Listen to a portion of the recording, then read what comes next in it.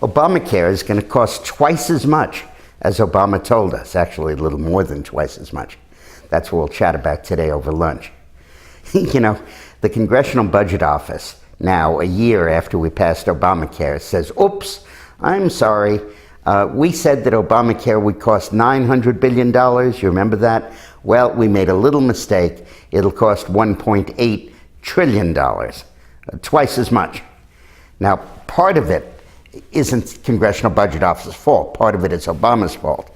Because what Obama did was he proposed a 10-year plan, but he proposed that Obamacare would only become implemented in 6 of the years, 2014.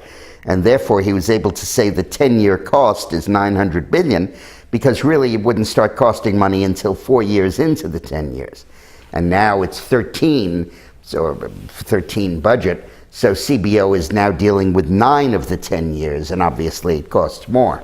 And when they deal with 10 out of 10, in 14, the cost will go up even more. But it's more than just that. That's part of the reason for the inflation. The other part of the reason is that Obama has set up an entitlement program that is essentially open-ended. And just as we've gotten clobbered with the entitlement programs of Medicare and Medicaid, not so much Social Security, but Medicare and Medicaid, and the prescription drug benefit, we're now about to be clobbered with the cost of Obamacare. It is absolutely incredible.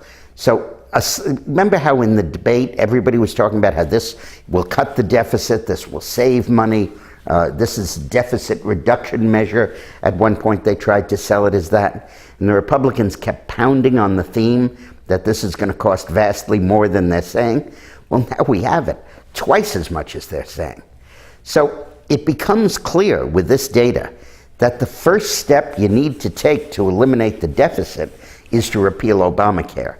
This is not anymore just an issue of public policy or an issue of not rationing health care or an issue of not forcing doctors into retirement or limiting the availability of doctors under Medicare. It's none of those things anymore. Now, it is squarely and completely the first crucial step in bringing down the debt and bringing down the deficit.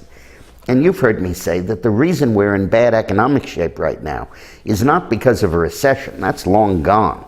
What it's because of is the borrowing that has freaked out the capital markets throughout the world, and that huge level of borrowing is what's causing the recession we're in now. Literally, we're suffering from the cure more than from the original disease itself.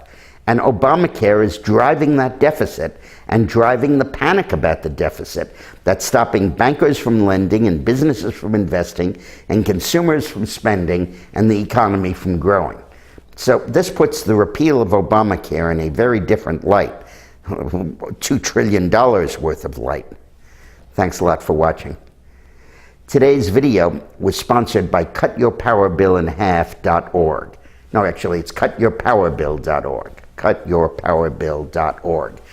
They're a group that has a plan to cut your power bill in half, and that's individual steps you can take in your own home to reduce the cost of electricity. It's a very good video and very important when you look at cap and trade, which is going to ban coal plants and replace them with far more expensive plants. So have a look. Thanks a lot.